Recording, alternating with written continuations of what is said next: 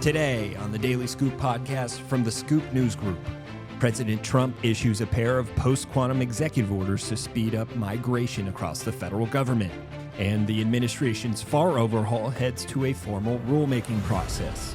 It's Tuesday, June 23rd, 2026. Welcome to the Daily Scoop podcast, where you'll hear the latest news and trends facing government leaders.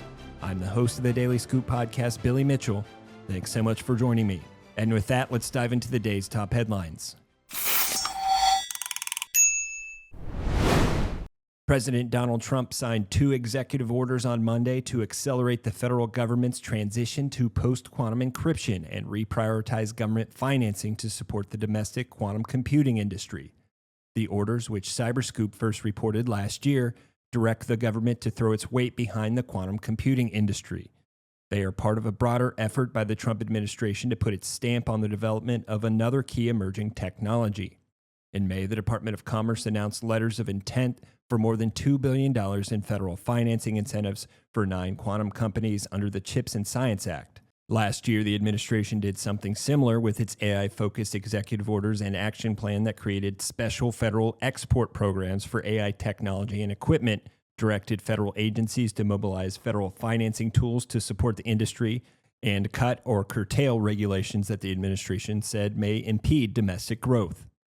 Ahead of the signing, sources previewed details of those orders to CyberScoop.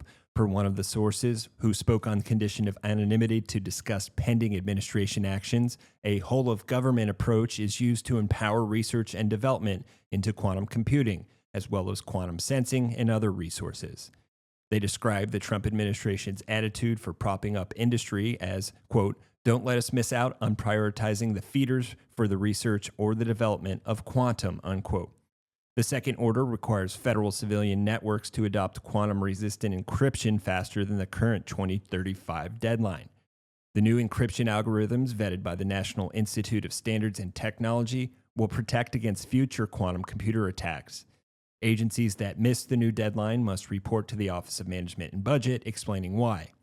On hand for the signing were Department of Energy Undersecretary for Science Dario Gil, Department of Commerce Secretary Howard Lutnick, National Cyber Director Sean Cairncross, Defense Secretary Pete Hegseth, Federal Chief Information Officer Greg Barbaccia, and Office of Science and Technology Policy Director Michael Kratsios. And now moving on to other news.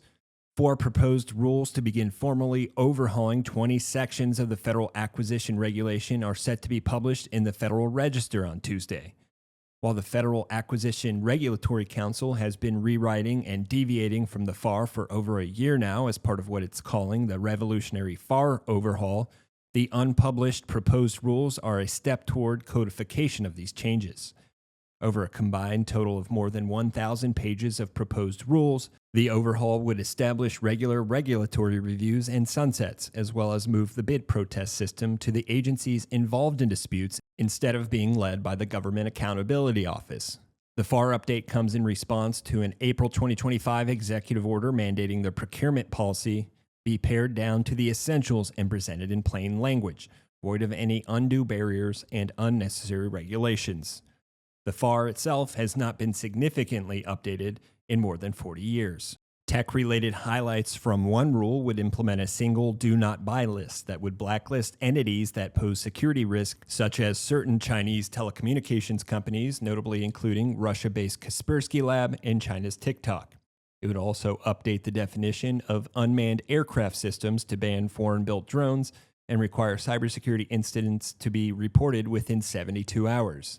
That same rule proposes changes to contractors' handling of controlled unclassified information, enabling a, quote, uniform process for communicating the information contractors must manage and safeguard, as well as identify where a CUI incident must be reported or how that might differ from other FAR clauses.